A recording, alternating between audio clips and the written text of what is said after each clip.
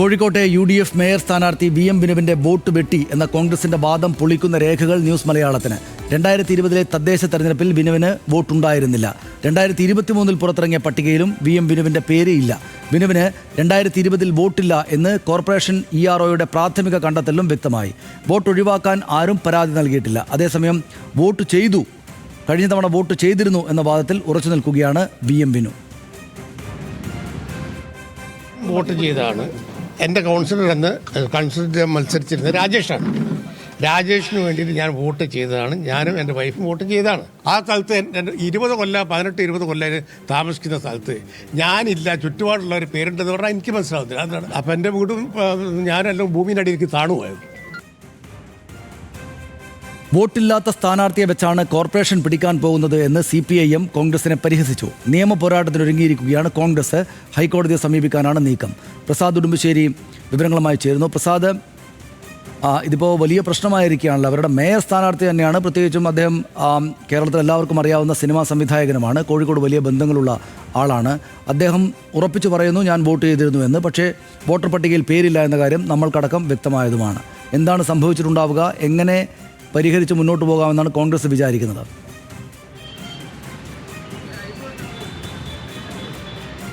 Saneesh, Kozhikode corporation വിനുവിൻ്റെ കാര്യത്തിൽ അത് അല്പം സങ്കീർണമാണ് എന്ന് തന്നെ പറയേണ്ടി വരും. കാരണം അദ്ദേഹം 2020 2023 പട്ടികയിലും ഒന്നും തന്നെ അദ്ദേഹത്തിൻ്റെ പേരുണ്ടായിരുന്നില്ല എന്നുള്ളതാണ്. 2020 കഴിഞ്ഞ തെരഞ്ഞെടുപ്പിൽ അദ്ദേഹം വോട്ട് ചെയ്തു എന്നുള്ളത് ആവർത്തിച്ച് പറയുന്നുണ്ട്. കാരണം വോട്ടർ പട്ടികയിൽ പേരില്ല എന്ന വിശദാംശങ്ങൾ പുറത്തു വന്നതിന് ശേഷവും അദ്ദേഹം അതേ വാദത്തിൽ തന്നെ ഉറച്ചു നിൽക്കുകയാണ്.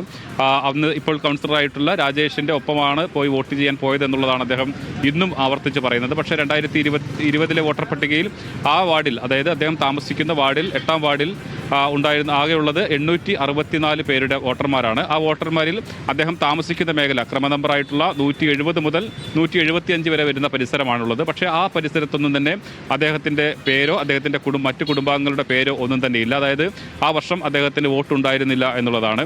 പിന്നീട് വോട്ട് ചേർത്തതിൻ്റെ വിശദാംശങ്ങളും 2023 അങ്ങനെയെങ്കിൽ പിന്നീട് ചേർത്തതാണെങ്കിൽ അതിനകത്ത് വരേണ്ടതായിരുന്നു. പക്ഷേ അതിനകത്തും അദ്ദേഹത്തിൻ്റെ പേര് ഉണ്ടായിട്ടില്ല. ഇപ്പോൾ വന്നിട്ടുള്ള പട്ടികയിലും അദ്ദേഹത്തിൻ്റെ പേരില്ല. അപ്പോൾ വോട്ടർ പട്ടികയിൽ പേരുണ്ടായിരുന്നില്ല എന്നുള്ളത് തന്നെയാണ്. ഇതിനകത്ത് കോൺഗ്രസിൻ്റെ പ്രാദേശിക നേതൃത്വത്തിന് ഒരു വീഴ്ച സംഭവിച്ചു എന്നുള്ളതാണ് മനസ്സിലാക്കാൻ കഴിയുന്നത്. അദ്ദേഹത്തിൻ്റെ പേരുണ്ടായിരുന്നില്ല, പക്ഷേ പിന്നീട് വോട്ട് ചേർക്കാനുള്ള നടപടികൾ സ്വീകരിച്ചുമില്ല എന്നുള്ളതാണ് ഇപ്പോൾ മനസ്സിലാക്കുന്നത്. എന്തായാലും കോൺഗ്രസ് പക്ഷേ ഇതൊന്നും തന്നെ സമ്മതിക്കുന്നില്ല. അവർ പറയുന്നത് അത് CPMൻ്റെ ഇടപെടലാണ്, ഗൂഢാലോചനയാണ് എന്നുള്ള ആരോപണങ്ങളാണ് അവർ ആവർത്തിച്ച് വ്യക്തമാക്കുന്നത്. ഇതിനെ നിയമപരമായി നേരിടുമെന്നും കോൺഗ്രസ് നേതാക്കൾ വ്യക്തമാക്കുന്നു.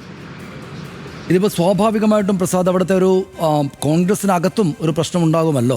കാരണം മേയർ സ്ഥാനാർത്ഥിയായിട്ട് പ്രഖ്യാപിച്ച ആളിൻ്റെ വോട്ടർ പട്ടികയിലുണ്ടോ പേര് എന്ന കാര്യം പ്രാഥമികമായിട്ട് പരിശോധിക്കേണ്ടതാണല്ലോ എന്ന് ചോദിക്കുന്ന ആരെങ്കിലുമൊക്കെ കോൺഗ്രസ് പാർട്ടിക്കകത്തും ഉണ്ടാകുമല്ലോ.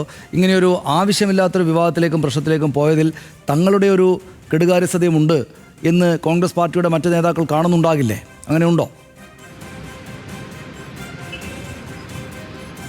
തീർച്ചയായും സനീഷ്. കാരണം പക്ഷേ ഇപ്പോൾ ഈ ഒരു സാഹചര്യത്തിൽ ഇതാരും തുറന്നു പറയുന്നില്ല എന്നുള്ളതേ ഉള്ളൂ. നമ്മൾ ഈ ചോദ്യം, അതായത് അവരുടെ പ്രധാനപ്പെട്ട ഒരു സ്ഥാനാർത്ഥിയായി ഉയർത്തിക്കൊണ്ടുവരുന്ന ആൾക്ക് വോട്ടുണ്ടോ എന്നുള്ള പ്രാഥമിക പരിശോധന നടത്തിയിരുന്നു എന്ന് ചോദിച്ചപ്പോൾ DCC പ്രസിഡന്റ് നൽകിയിട്ടുള്ള മറുപടി എന്തിന് പരിശോധിക്കണം എന്നുള്ളതാണ്. പ്രായപൂർത്തിയായ 18 വയസ്സ് കഴിഞ്ഞ ഒരാൾക്ക് വോട്ടുണ്ടാകേണ്ടതാണ്. അതുകൊണ്ട് തന്നെ ഞങ്ങൾ അക്കാര്യം പരിശോധിച്ചിരുന്നില്ല.